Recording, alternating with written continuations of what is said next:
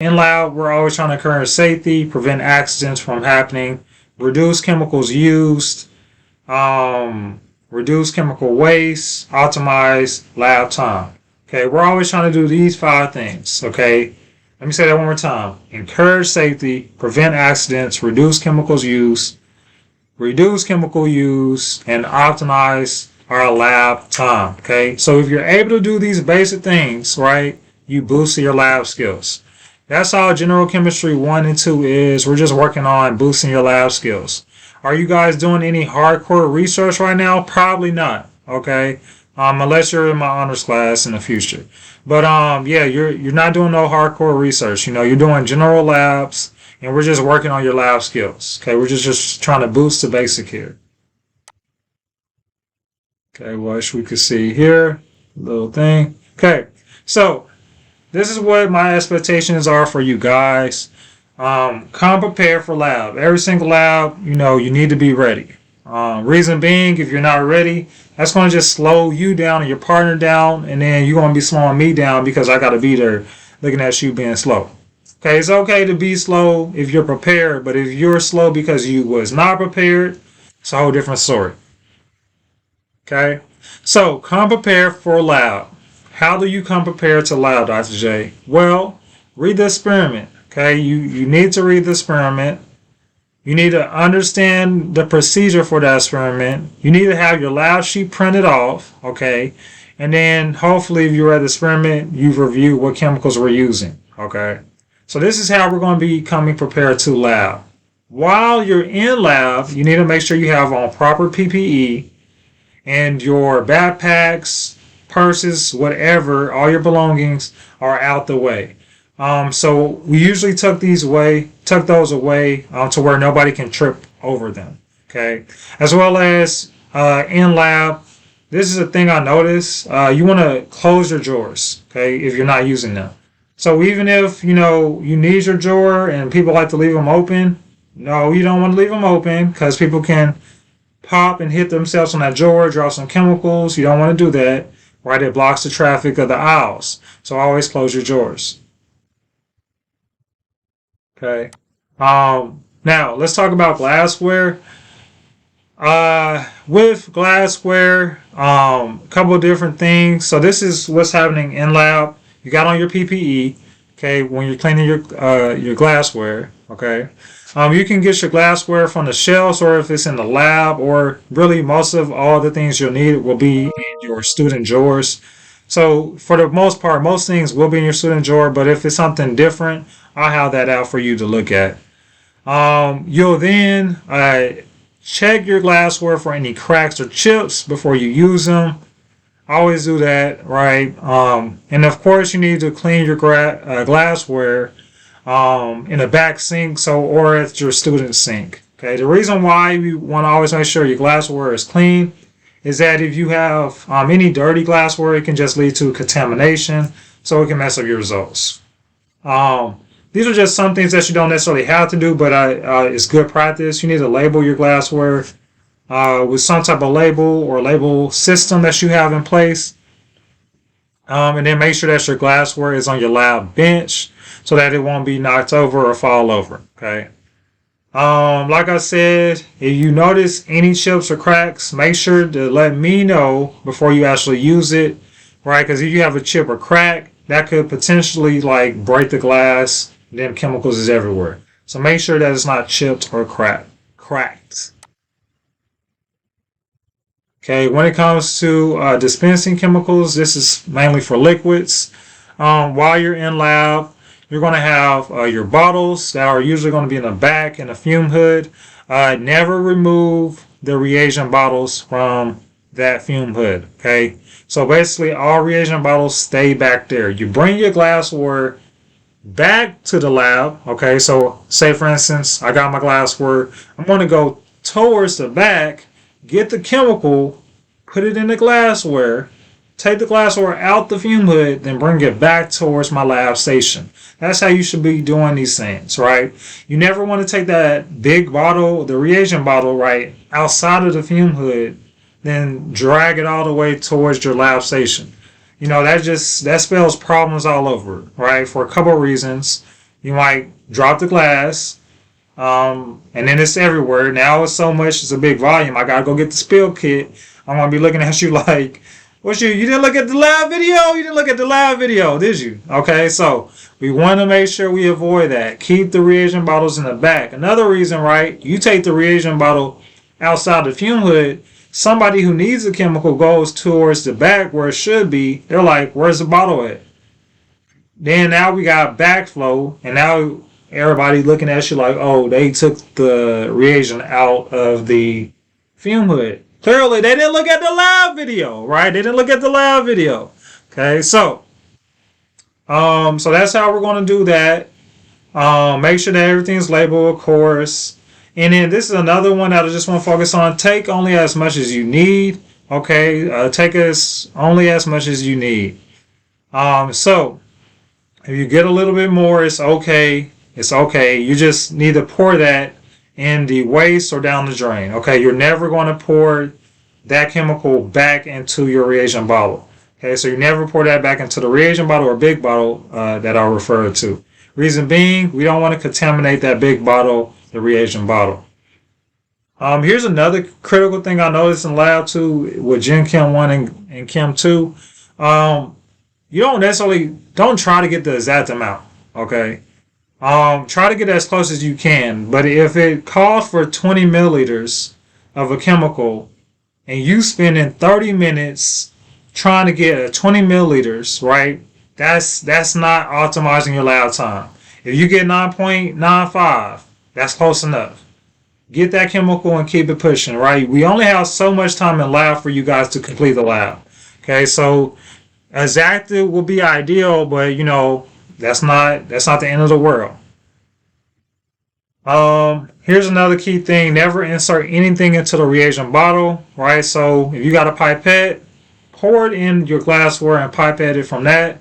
Don't try to use your pipette in a big bottle. Okay, so don't do that. You don't put anything into the reagent bottle.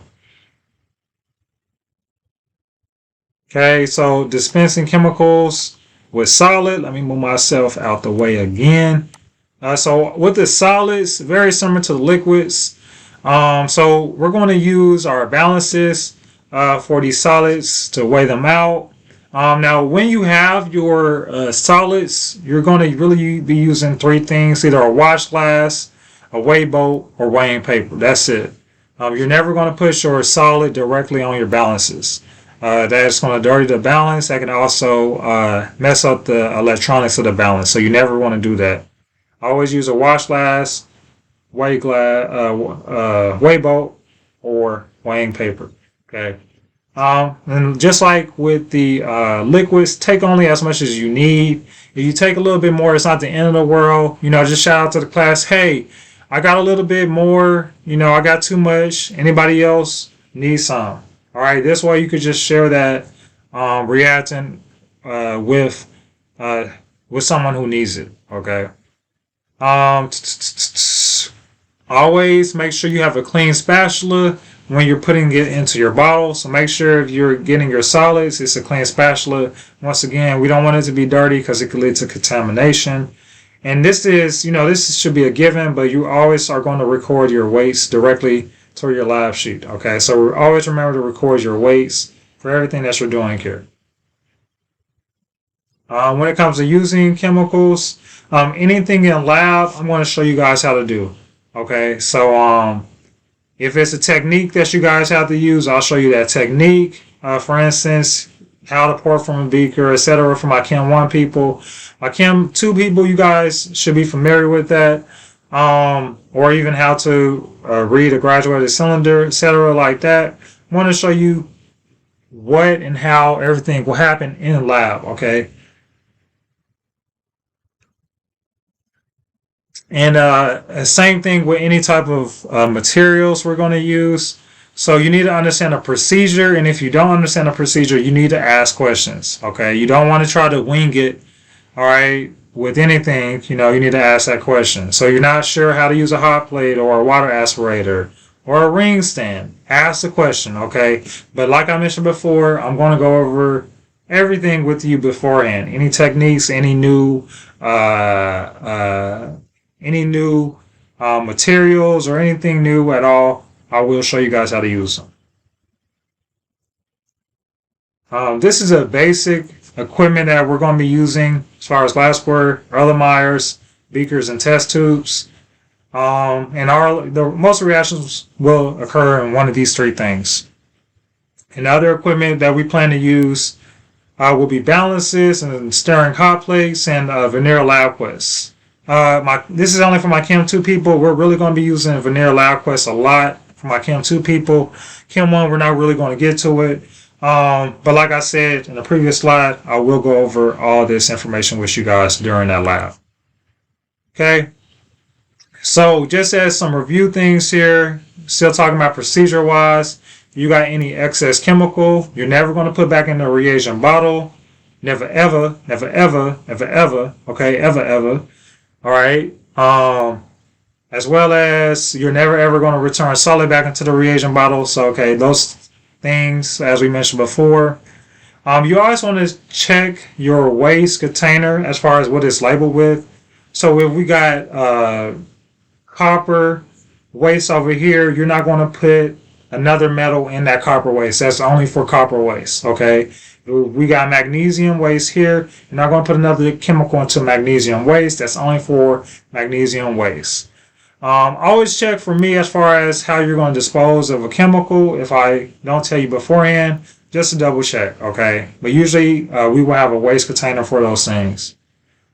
Paper waste or plastic pipettes can be thrown in the trash can. And if you break anything, make sure you put that in a broken glass box. Now, while you're in lab, once again, just to I'm reiterating these things at the end here, you're going to follow the instructions on the lab sheet. Before a lab, we talked about that, right? Have at least your lab sheet printed, but also you need to know what's going on, okay? Because this is it's going into optimizing lab time. If you don't know what's going on in lab when you get in there, it's going to probably take you 30 minutes just to figure out the lab, especially for my Chem 2 people. Okay, so you need to know what's going on beforehand. All right, have an idea. Okay, we're going to be doing this, this, and this. Okay, and then when I go over it in class, you already have you're familiar with what's going to happen today. So know what's going on. During the experiment, you need to make sure that you're recording your observations and measurements.